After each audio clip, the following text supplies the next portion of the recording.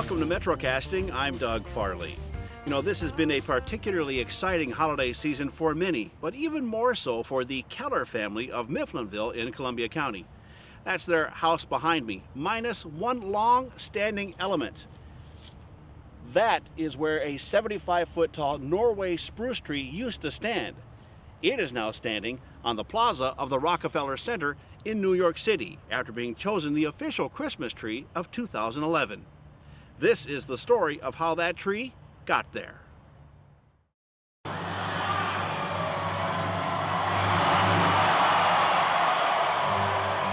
Without a doubt, one of the world's most famous holiday symbols is the Christmas tree at Rockefeller Center in New York City.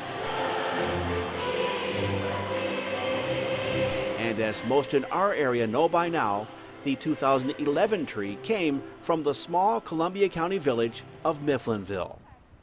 But just how did the most famous Christmas tree on the planet go from this to this? Well, to tell that story, we have to go back a good number of years to the time of the first oil barons in this country. And more specifically, we have to go back to the time of Standard Oil Company founder John D. Rockefeller. Widely regarded as the richest man in history when you adjust for inflation, Mr. Rockefeller retired from running his company in the late 1800s. After that, he became a philanthropist, meaning he gave his money away to those in need, but not necessarily just by handing cash over to people. No, he did it mainly through a series of foundations he created to further the studies of medicine, education, and science. For instance, he founded both the University of Chicago and Rockefeller University in New York. And because he funded medical research, scourges like yellow fever and hookworm were basically wiped out during his lifetime. Sources say he was a man who believed you should get all you can, save all you can, and give all you can. And that's exactly what he did.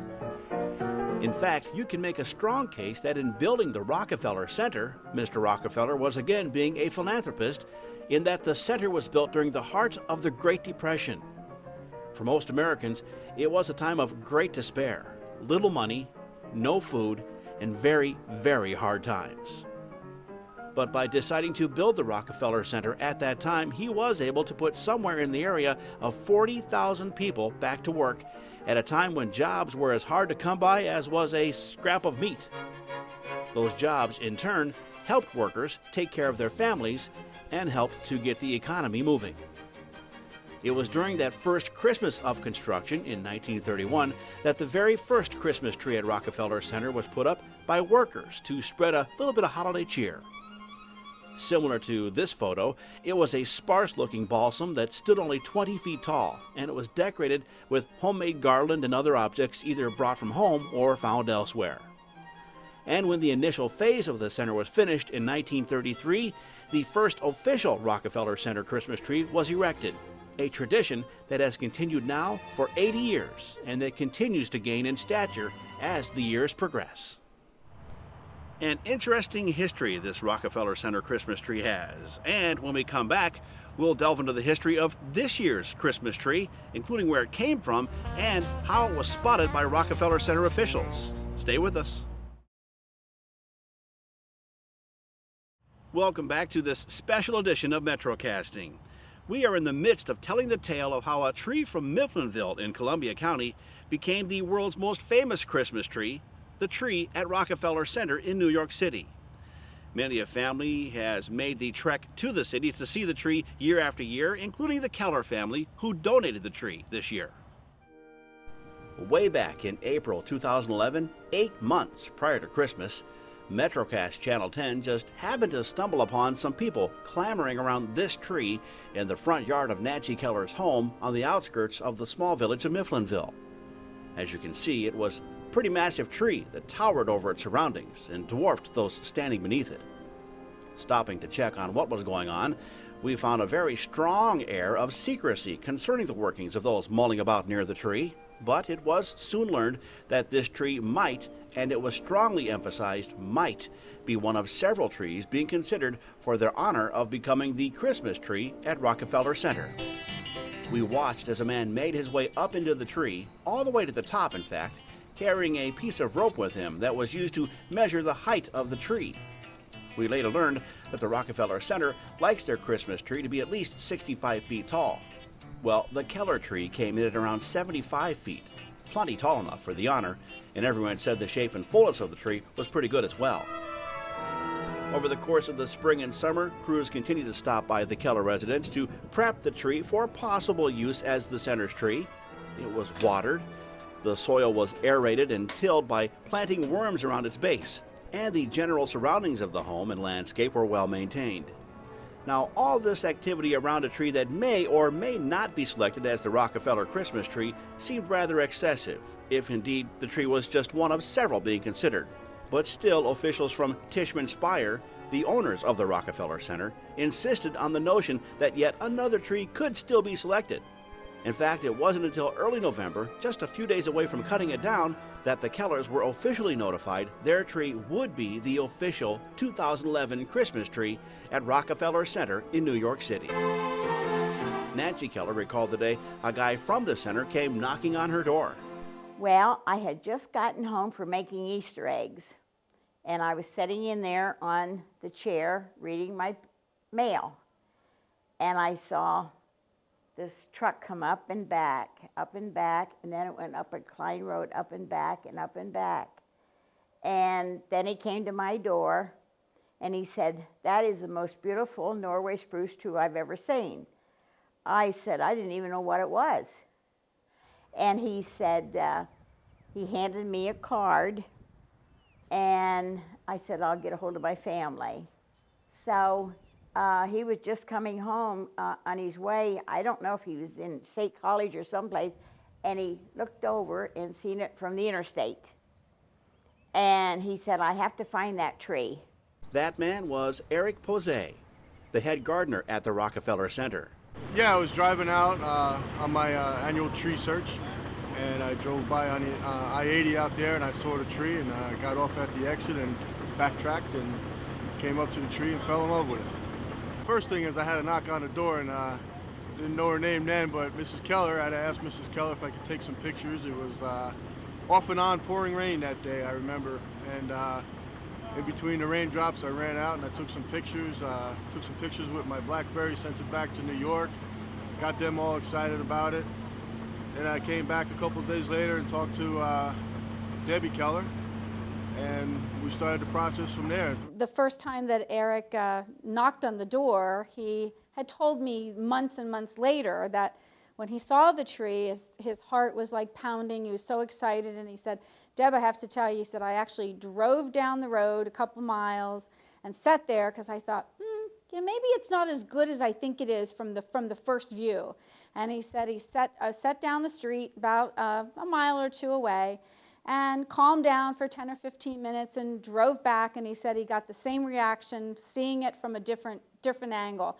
So he knew it was definitely Rockefeller Center material. Oh, this tree is perfect shape. It has a nice single trunk all the way up. A nice single trunk makes the tree stand up straighter, look nice against the building. As we know, it's a Christmas tree, so it needs to look good. It needs to look great. And after seeing the finished result at the lighting ceremony, it would appear Mr. Posey does indeed have an eye for a great Christmas tree. He told us they sometimes get over 1,000 pictures of various trees sent to them every year, each one seeking to be the Rockefeller Christmas tree, and that narrowing those and others down to that one perfect tree is a pretty tough job. You get cards and letters from people, and if you find a good tree that got sent in, you go and you check out the tree and then look around the area and see if there's anything else in the area that might be good.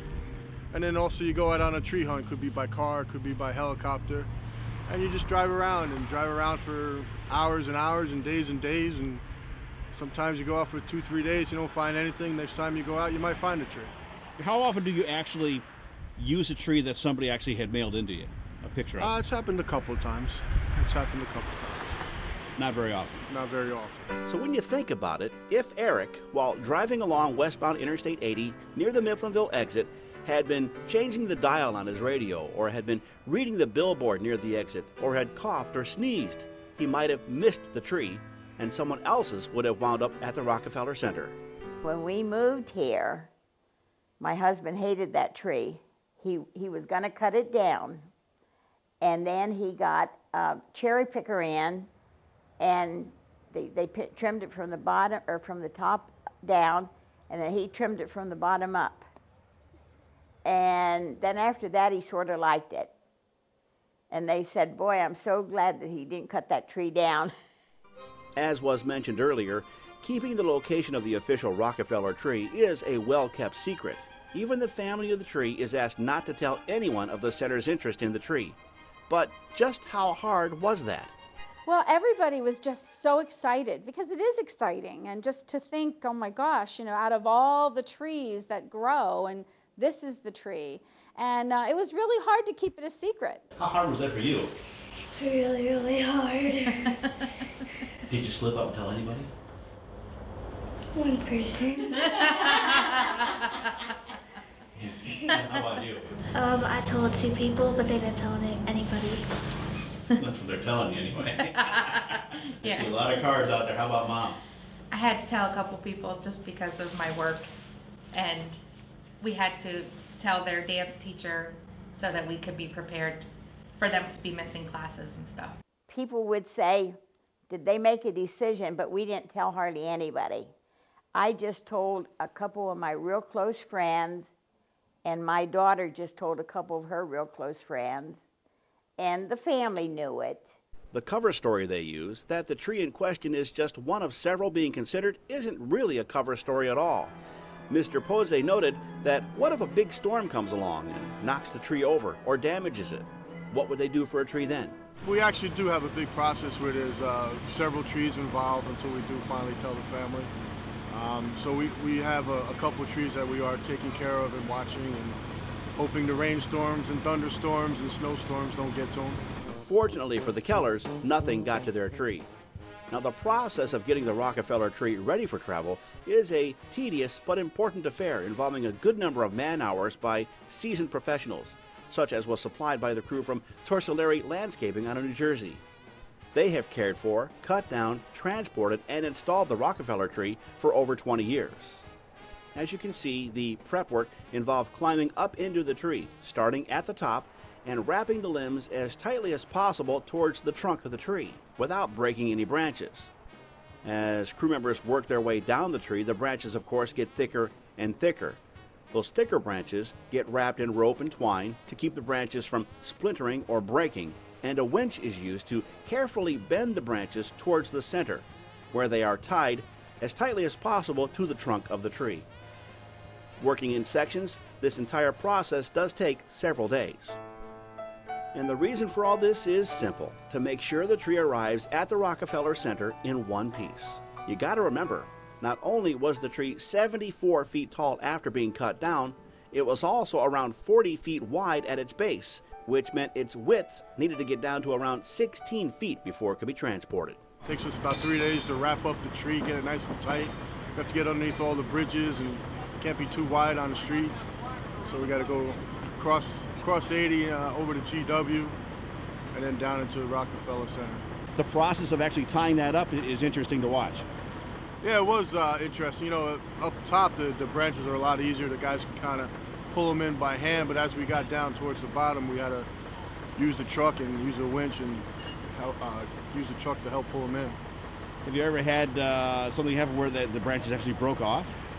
Not where they broke off, no, not on purpose, but there's sometimes that we pull them in tight enough where we can put them back down. We cable them out if they're heavy, so when they fall back down, they don't snap off. They only had to cut into the very bottom branches in order for it to fold up properly. Then came the big day, the day the tree would come down to begin its journey into holiday history. When we arrived, we found the Keller family getting a few last-minute photos taken in front of the tree at its original location. They were also doing a lot of interviews with local and nationally based reporters. This is pretty exciting. It's pretty unreal that this is happening. I didn't think it was going to be this much excitement today. It's very exciting. Yeah, I'm excited. I didn't really realize it would be so much publicity. It's a great honor. I mean, it's, you know, one tree out of the entire country, and they pick ours. It's pretty cool. It's such an honor to be, you know, part of history, and to be able to share our tree with the world. It's just amazing. Also amazing was this one shot we got of the tree with the sun behind it. foreshadowing things to come later in our story. Meanwhile, crews had hooked up a crane to the top and bottom of the tree to keep it from falling to the ground after it was cut. And as a crowd of friends and neighbors watched from behind some Rockefeller Center barricades, cheers erupted once the tree was cut free from its trunk and it dangled over the front yard of the Keller home. The tree was then tilted onto its side and placed on a flatbed trailer for transport. Crews then spent an hour or so securing it to the trailer. And to give you a sense of just how big this tree is, watch as one of the crew members disappears deep into the massive limbs as they try to secure the tree to the trailer. The Kellers even got the chance to check out the view from atop the trailer and tree trunk, which looked a little bit like this. It was pretty high and a little unnerving for those unaccustomed to working at such heights.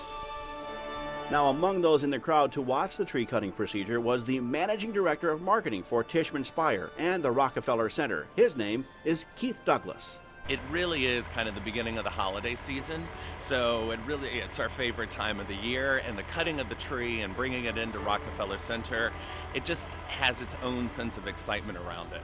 You're in Mifflinville, and you find these trees all over the place, huh?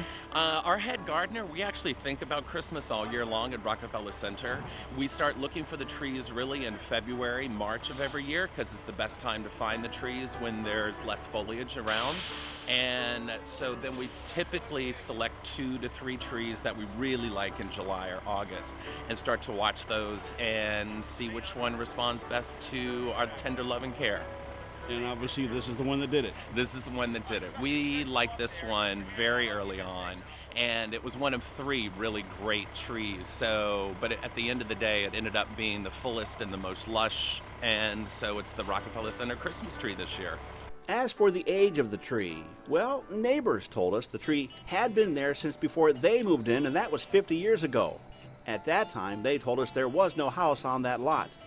The Kellers themselves did not move in until the mid-1980s, so who or what planted the seed for that tree remains a mystery. And the exact age of the tree wasn't even known until the rings in the trunk were counted, which, as the preschoolers on hand to watch this once-in-a-lifetime experience told us, was 75.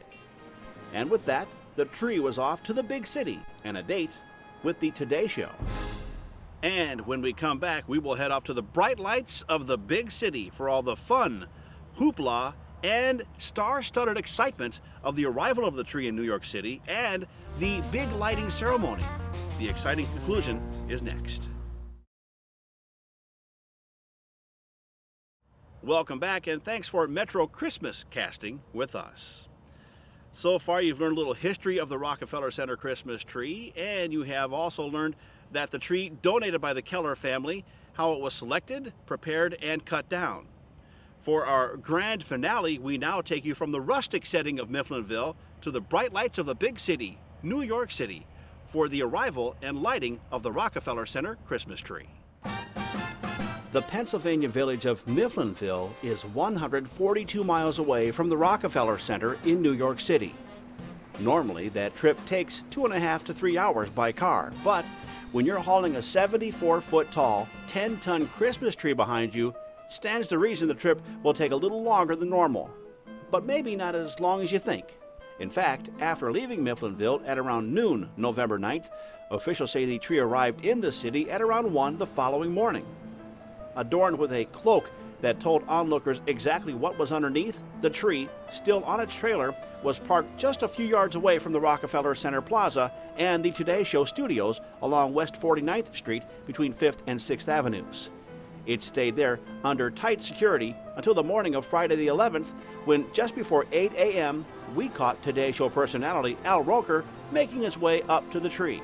He, of course, is noted for officially riding with the tree onto the plaza, which he did that morning just before 8. After that, all that work done by the Torsorelli crew was undone. With the Keller family in attendance, a large metal spindle was brought out by Mr. Posey, and that spindle is what's used to center the tree onto its base, overlooking the famed skating rink at the center. Each member of the family got the chance to take a couple swipes at driving the spike in. Hi, Mike Bloomberg. Hi, how are you? And just as they were finishing, the mayor of New York, Michael Bloomberg, arrived to meet the Keller family and to thank them for donating the tree. Mr. Mayor, what do you think of our tree in Pennsylvania? It is fantastic, and I want to thank this family for donating the tree. It's really quite amazing. Nice of them to do it, and they're going to look and take pictures and remember the rest of their lives, as will we. And after that, it was time for a few more interviews, a chat or two with onlookers. Congratulations! That's awesome! And a little more television time with the Today Show crew. Those who helped in any way in finding or bringing the tree to New York took a few keepsake photos, and then it was time for the moment everyone was waiting for, the hoisting of the tree onto its base. As was explained to us, the branches are cut loose so that when it is raised, the limbs unfold, something like an upside-down umbrella. And as the restraining ropes were cut, the limbs of the Keller tree dropped back into place, displaying its fullness for everyone in attendance to enjoy. Onlookers literally from all over the world gave us their thoughts about the tree. It's beautiful. It's huge. Amazing. It's absolutely set behind the building. It's just incredible. Yeah, amazing backdrop, and it just once it's decorated up, it's going to look amazing too. It's beautiful. We saw it on the Today Show this morning, and the story about how they found it and cut it down and brought it here. So it's really spectacular. And the story was just so wonderful, where the husband and wife remembered the tree growing in their yard for 30 years. And what they were so nice to be able to share that with so many other people. It's beautiful. Oh, yeah. Is there? It's full. Yes. So nice, so big. So beautiful. So pretty. It's humongous. I love it. Yeah. You know, there's only been about 3 or 4 trees from Pennsylvania ever put here. Really? Wow. That's pretty cool.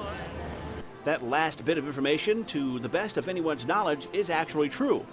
With all the trees in Pennsylvania, only a handful have ever been picked for the Rockefeller honor, making the Mifflinville selection even more special for the Keller family. Who would think? Mifflinville, Rockefeller Center. It's amazing. It's a perfect tree. I've been speaking to some folks that actually work for Tishman Speyer, which is Rockefeller Center. A couple of the guys I spoke with have been here since 1996, and they said it's the most perfect tree that they've ever seen coming in. And I said, no, you're just telling me that because of me. And they said, no, seriously, it's the most perfect tree that they've seen come in since 1996. It certainly is a beautiful tree. It's probably one of the larger trees that we have, and certainly one of the thickest in quite a while. So it's pretty exciting to have it up. From this point in the process, workers set about the task of decorating the tree with 30,000 energy-efficient LED lights. And of course, placing the famous Swarovski crystal star on the top of the tree, all in anticipation of the 79th annual tree lighting extravaganza. And the lighting ceremony itself was a star-studded affair that was televised nationally by NBC and hosted by Al Roker and Savannah Guthrie. Even nightly news anchor Brian Williams stopped by to view the event. Leading up to the lighting, celebrities like Neil Diamond, Michael Bublé, Carole King, Catherine McPhee, and Megan Hilty, both from the new upcoming TV series Smash. Javier Colon, who won TV's The Voice competition, and CeeLo Green took to the stage to sing a few Christmas carols in celebration of the event and the season. An estimated 250,000 people lined the streets of Manhattan to witness the lighting, along with a multitude of media, both local and national. Even Lester Jr. from TheDaily.com show The Weekly was there to take in the sights. So what do you think about the tree from Mifflinville? Mifflinville, I think it's a beautiful tree. Is this from your property, this thing? Oh, well, close. Oh yeah? Yeah, neighbors. Neighbors, okay. Is it a pretty small town? About 1,000 people. You're all okay, so you're all pretty much neighbors then. So this thing was in your backyard with basically, people, yeah. You'd have to say that, yeah. Yeah, I think it's beautiful. I think you guys make nice trees. Yeah. Many of the stars of the show that night stopped by for some interviews, as did the creator of the Swarovski star. Tell me about your star on top of this tree. How does that make you feel? Very proud, very proud. It's Rockefeller Center Christmas tree. It's the most beautiful thing to design, to design the star topping that tree. So it's just fantastic. And the star itself is made of? Crystals. 25,000 Swarovski crystals. 1 million facets. We have a special inner lighting with a lighting control, And so we bring the most wonderful shiny twinkle and sparkle to that star. It's beautiful. And what do you think about the trees we grow in Mifflinville? This is the most beautiful tree I've seen over the last 8 seasons, to be honest. It's just the volume, it's perfectly shaped. I don't know how you guys did that, but you did it very well. Congratulations on that. That star, by the way, is 9.5 feet around and weighs 550 pounds. And as the Radio City Rockettes finished up their final number of the night, the stage was all set for the mayor of New York City, along with Jerry and Rob Spire, the CEOs of Tishman Spire, the co-owners of Rockefeller Center, to push the button that would light up the 2011 Christmas tree. Cheers from the 250,000 people in the streets erupted as the Mifflinville raised tree burst into a kaleidoscope of colors for all the world to see. And the man who found the tree in the Keller's front yard, Eric Posey, was there to enjoy all the festivities. It looks just as good as it did when I first saw it in front of Mrs. Keller's house. It's beautiful, it's graceful, it's nice and full, it's tall. It looks great in front of 30 Rock. A lot of people have said to me, I can't believe it has come from a little village in Mifflinville. So it has been a very, very good experience, and the family was just so excited. They just couldn't get over how nice we were treated and everything up in New York City. What an incredible experience for everyone involved. Some final notes. The tree was donated in the memory of Nancy's late husband, Doyle, who was a really, really great guy and who lived his life to the fullest. He would have been ecstatic that this tree was picked for the Rockefeller honor. We should also mention the Kellers got some souvenirs along the way, including crystal replicas of the Swarovski star. And they also got several sections of the tree trunk, which Nancy says will be made into tables for the family. And to all those who have sent Nancy a card or a letter expressing gratitude for donating the tree, she says it was her family's pleasure. As for the tree itself, it's expected to be seen by around 750,000 people every day through the first week of January. The lights are on daily, 5:30 in the morning till 11:30 at night, if you want to see it for yourself. And finally, we want to thank everyone at Tishman Spire and the Rockefeller Center, as well as their publicity people, Rubenstein Communications, Torcelari Landscaping, and the South Center Police Department locally. They guarded the tree here in Mifflinville. And of course, to the Keller family, thank you so much for including MetroCast Channel 10 in this experience. It has truly been an honor. And to you, we say thank you for watching, and we'll see you again after later.